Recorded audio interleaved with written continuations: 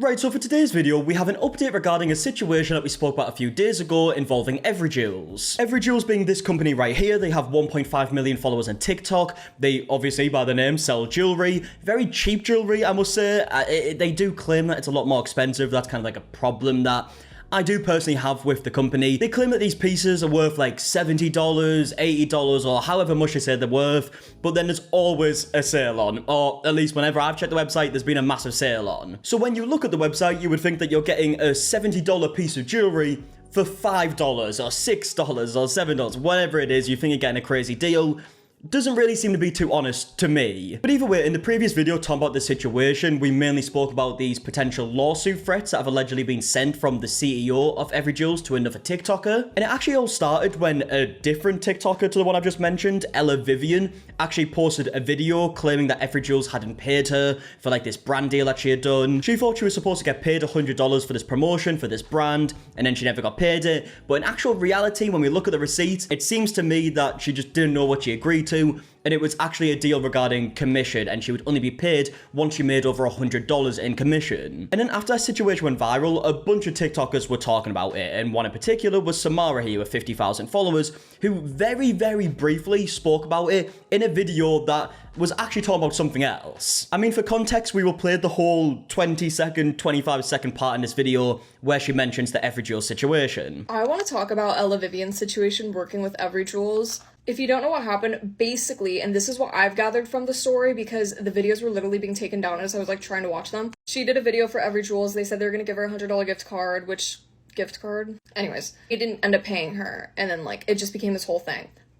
And then this is where she goes on to talk about a completely different brand. So what you've just watched right there is everything that Samara said about this Everyjewels situation. Now, of course, in that clip, she does technically say they did this brand deal and they never ended up paying her, which to me isn't entirely true from everything that I've seen, but she also does make it clear like she hasn't seen all the videos being taken down, and it's like a very small sentence in a much bigger video. Well, it was at this point that the CEO of Everyjewels allegedly sent an email to Samara that, to me personally, seems pretty threatening and seems like he's going to be threatening legal action if she doesn't remove this video. Now, bear in mind, Samara's video wasn't a big video. It barely had any views, and she very briefly mentioned the situation, like one sentence, right? It shouldn't have been that big of a deal. Clearly, the CEO of Everyjewels, if he really did send this email, which he hasn't really denied anywhere from what I've seen, so it seems like it is true. It seems like a big overreaction to me. I mean, here's part of the email here. Like I said, I went into a lot more detail in my previous video. I'm just trying to give some context, but this was part of the email that was allegedly sent, and it says, "Dear Samara, we address this letter to you in connection with the following matter. You recently posted a TikTok video that refers expressly to Everyjewels. See post attached, and makes statements about us that are completely unfounded. Based on emails that we have between Everyjewels and the individual that you mention in your post, you are making statements about us and our business that are factually incorrect, thereby causing our brand severe prejudice. Unfortunately, from what you gathered from the story and what actually occurred contractually are two completely different statements. Your insinuation that Everyjewels is somehow misleading its ambassadors and its program is not only blatantly false, but is severely damaging our reputation." Okay, a few things straight away. This whole like misleading its ambassadors thing, she's talking about a different brand about this in the video. It seems like they probably didn't watch the video properly, but also saying that Samara's video severely damaged their reputation.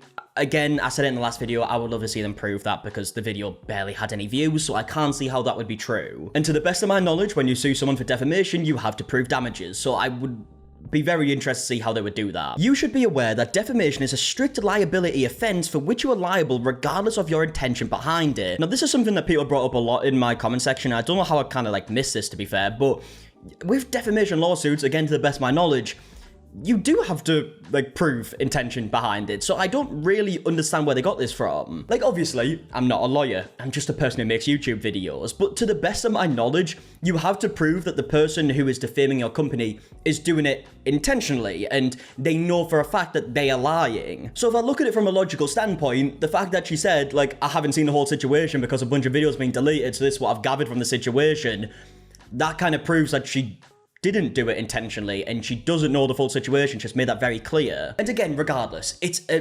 20-second clip, and in fact the sentence that they could really have a problem with is a 2-second clip, in a much longer video. But like I said earlier, I made another video going into way more detail. Samara then made another video looking at some other lawsuits that Effie Jewels is involved in currently, where another brand, I believe it was Chrome Heart, is allegedly suing them for copying their brand. There was another lawsuit that Samara mentioned in a video where I believe it was a customer suing Effie Jewels because of their quote-unquote fake like deals they do, you know, these like discounts that they do very consistently. I mean, fun fact, to keep on the little game that we played last time to see if there ever was a time where there wasn't a deal on Effie Jewels. Today, as I'm recording this video, there is currently a deal on Effie Jewels. It's a different one to the previous like 6 we've mentioned on every random date we've checked, and it says bigger than Black Friday, all items are £5. And as you can see, all the items are £5, regardless of what their normal price should be. We've got ones that are supposed to be £60, £50, £44, £59. Yeah, to me, in my opinion, this is a sketchy business to say the least. In fact, actually looking at the labels on these items, they say they are $5 Great British Pounds, which I'm not sure what currency that is, but it's 5 something at least. But either way, since my last video talking about this, we do have some updates, multiple videos from Samara in fact, where Effie Jewels' attorney has now actually reached out to Samara's attorney. Finally did have an attorney reach out to mine. I am providing an update on this given the amount of public interest which this topic was from the very start. However, I'm also providing an update for my protection as well. Before we begin, I would like to read the TikTok public interest guidelines. And here is the list of public interest exceptions: documentary, educational, medical and scientific, counter speech, satirical, and artistic. Look, of course, as you can imagine, as she should be, she is being very careful legally with what she says, because this potentially could end up being a lawsuit. Obviously, they've already kind of like threatened, in my opinion, legal action already. Now there's even more emails going back and forth. So you can see why I'm just being careful. Which is probably a good time to mention that everything that we're going to be speaking about here is just stuff that I have seen online from people. I'm just kind of giving my opinions on what people have said. I don't know all the facts, right? I don't know any orders of Effie Jewels personally. I don't know Samara personally. So I'm just reacting to what's online. Just want to make that clear. These are all allegations. Purposes to spread awareness on a matter of public interest. So a Canadian attorney reached out to mine. They claim that I posted a video that contains false claims about a private matter between Effie Jewels and another social media influencer, of which I have no knowledge of whatsoever. When that video I referred to in the initial video that started all of this, when that came across my For You page, I saved it to my camera roll, so I know exactly where I got my information. At the time that that video was public, it was also a matter of public interest, given the amount of traction on that video. They claimed that my comments in that initial video were malicious, that were not based in fact at all whatsoever. I never had any malice towards Effie Jewels at all. I saw a video on my For You page. I wanted to talk about it. Okay, so clearly what we've gathered here, she saw Ella Vivian's original video, which is where she is saying that she didn't get paid from this brand. And this is obviously before Effie Jewels have made these like, and this is either before Effie Jewels responded with their own video or whilst their videos were deleted, because to be fair, the videos were being deleted. In fact, I think they're all gone at this point. Now, funny enough, I do actually have Effie Jewels' response video that has now been deleted because obviously I recorded like a part 1 to this video that never got uploaded. This is technically should be part 3. It's not, it's part 2. But this is the screen recording I took when I originally recorded the video, and this was Effie Jewels' response, and they basically just showed like this email or a few screenshots from the emails where commission was mentioned, and basically to me did prove that they did agree to a commission deal. Like this point, for example, you can request your payout once you reach a minimum of $100 of commission. We process 1 payment a month per ambassador, so it was like an ambassador deal, and it seemed like it was actually clear that it was that from the beginning. And I believe, from my opinion, Ella Vivian just got really confused and didn't really know what she was agreeing to. I don't think she came into it with like a malicious intent. But like I said, that video no longer exists, and there was multiple response videos, one of which I didn't even get to see myself, so it got deleted so quickly. So I can see why Samara didn't see the video. I said, I saw this, and it made me want to talk about this. No longer talking about Effie Jewels past that point. Yeah, that's a very important point. The majority of the video is talking about a completely separate topic, and it seems like, for me at least, like looking at Jason's email sent to Samara, he's blended 2 separate topics that Samara's talking about into one and almost made it seem as if she is talking about Effie Jewels when she makes it clear she's not. He touches on the 2 videos that I made. He claims that I have the intent to further harm Effie Jewels, which is not true at all. I made both of those videos for my protection. This attorney is claiming that the excerpts I read from that email from Jason Katz was not only misleading because I don't read the letter in its entirety, which isn't true. I did read the letter in its entirety, and if this attorney went further up on the email chain, they would see that. If that is true, and the attorney is claiming that you didn't read the email in the entirety, and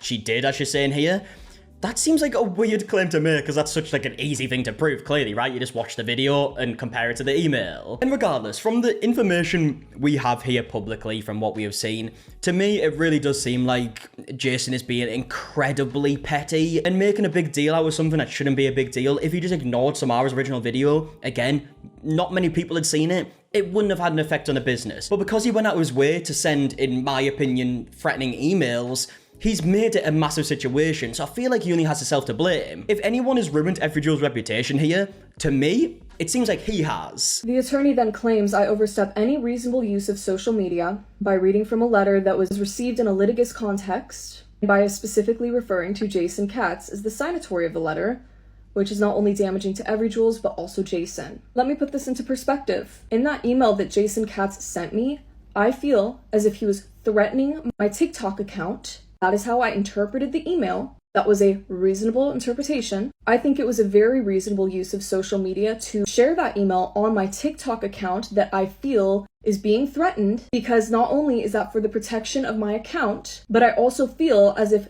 Jason Katz signing off on that letter was personally threatening me. There was no intention to harm Everyjewels in the creation of that video. There was only intent to protect myself, as I felt my account that I've worked very, very hard for was being threatened. Yeah, I mean, to me, I could only speak from my personal opinion, but if I received that same email, I would also feel like my account is being threatened in a way. He does literally say, like, what you're doing is against, like, the TikTok guidelines. So, in fact, you know what? Let me not paraphrase, you know, because don't want to be sued. Let's read verbatim exactly what he said. So, obviously, there's the previous emails that we spoke about where he mentions, like, defamation. There's also this part that says, we are writing to you to politely request you immediately remove the post in question, rather than us having to get TikTok involved, as that could suspend your account. And to me, if I received that email, I would believe he is saying if you don't delete the video, there's a good chance your account is gone. That's how I would see it. And I feel like that is a very fair interpretation to make, so why wouldn't she be able to mention that on TikTok? Like, so her account's just gonna go and she can't, like, explain why? This attorney then talks about how I refer to other lawsuits, which I am not a party of, and reads from legal documents that are completely out of context. Now, those lawsuits were not completely out of context because I read straight from the legal documents. And what I skipped when reading from the legal documents was the repetitive legal language that the average person without a law degree wouldn't really understand. However, I still got to the bottom line and summarized it fully from the legal documents. Once again, my point in making that video was to raise awareness and educate, and my bottom line was that I don't think it would be worth their money to spend legal fees on me right now, as I feel threatened. Yeah, look, clearly I don't know the legalities on this situation. Again, not a lawyer. If you didn't see my last video, she reads out some parts from lawsuits that Everyjewels are involved in, and they can claim that it's out of context because she doesn't read the full lawsuit. But the lawsuits are public information. It's not like she's, like, secretly went behind the scenes and hacked someone to find the documents, right? It's public information. So, yeah, I wonder how that would look legally if this did end up being a case, which I would be so amazed if this did, because it was such a small situation. And if they are involved in bigger lawsuits right now, it feels like it'd be something that's not really worth their time. But yeah, either way, that's what he's referring to here. Strongly suggests that I remove each of my posts and issue a public apology to Everyjewels. Now let me tell you why I will not be removing any of my posts or publicly apologizing. I will not be removing any of my posts, as the first one was speaking on a matter of public interest. The second one was educational and raising awareness, as I feel my TikTok account had been threatened, and that is relevant to the TikTok community and anybody else who may or may not be feeling threatened by Everyjewels for speaking on a matter of public interest in regards to that company. That's raising awareness, and that's a matter of public interest, as there are many journalists and many individual commentators on this app. The lawsuit video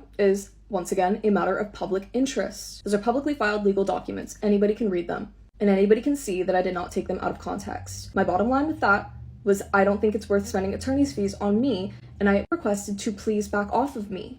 I feel so bullied and threatened by your company for no valid reason. And I will not be issuing a public apology because I'm not sorry for taking reasonable measures on my TikTok account to protect that account that I feel was being threatened.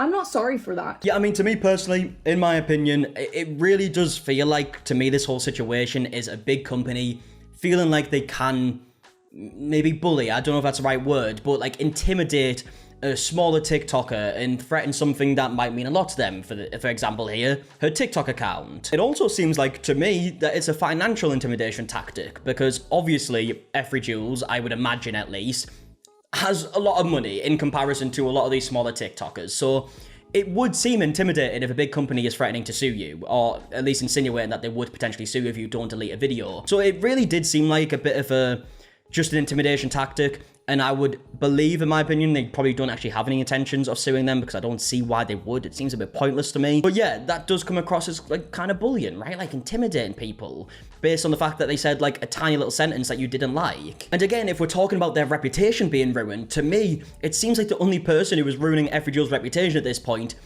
is Jason himself. It is my opinion that if anybody in this situation should be receiving an apology, it is me. Every action I have taken from that first email I received from Jason Katz is a reasonable measure to protect my TikTok account, which I feel was being threatened. It only makes sense to take the matter to TikTok in case my account got suspended or disappears one day and people are wondering what happened. So aside from all these other matters of public interest, why is this also a matter of public interest on my account? Well, before all of this with Everyjules, it has always been my goal to stick up for smaller creators that may feel bullied by large companies and may feel taken advantage of by large companies. This conversation was never directed solely at Everyjules. I saw something on my For You page that in that context applied to the larger conversation on my account. I talked about it. I never once had any malice or intent to harm Everyjules, but I had to take the reasonable steps needed to protect myself and protect my account. And from that, this has become an even larger matter of public interest. In the last video I posted on this public matter, I requested Everyjules to please back off of me, and they have not. So I am providing a reasonable update for this matter of public interest for my protection and awareness. Thank you. Yeah, look, clearly she's been like very careful of what she said because of this being like a potential legal situation. And I feel bad for her because, again, this seems so incredibly petty to me. They're ruining their own reputation by doing this. I do wonder if any other TikTokers have received like these letters. I would assume that they have, or these emails, because like I said before, Samara's video wasn't one of the big ones. There are so many other big ones. So you would think that more TikTokers would have received these emails. And if it has only been sent to Samara, I don't get that. I would love to know why. But yeah, what we're seeing here is the Streisand effect, because Samara's videos now are big and they are being viewed by a lot of people when they originally weren't, and that is just because of these legal threats. Now, Samara did make a few follow-up videos saying that she's making a backup account and that she's started noticing some weird things with her account currently. Hey guys, so as we know, I don't know the future of my account. I initially wasn't gonna do this because I wasn't too concerned. However, today I received a really weird flag on a post, and it just shouldn't have been flagged. It was very strange. All I know is that I received a very strange flag that concerned me a little bit. I felt inclined to make a backup account. I hate asking people like follow stuff. However, if you feel so inclined, the username is Samara_Leilani. It will be in the caption. But I just want to have that out there right now, just in case something does happen. Yeah, so as you just mentioned there, she's made a backup account. If you want to follow that, please do. And in fact, Samara has now made another follow-up video saying that every video that she currently uploads is being flagged. Hey guys, so little update on the status of my account and the way it's acting.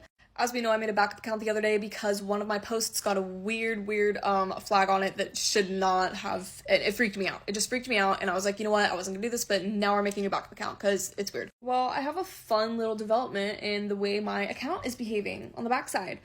Every single time I go to post now, as of yesterday morning, every single time, my post immediately is ineligible for the For You page, and it stays at 0 views.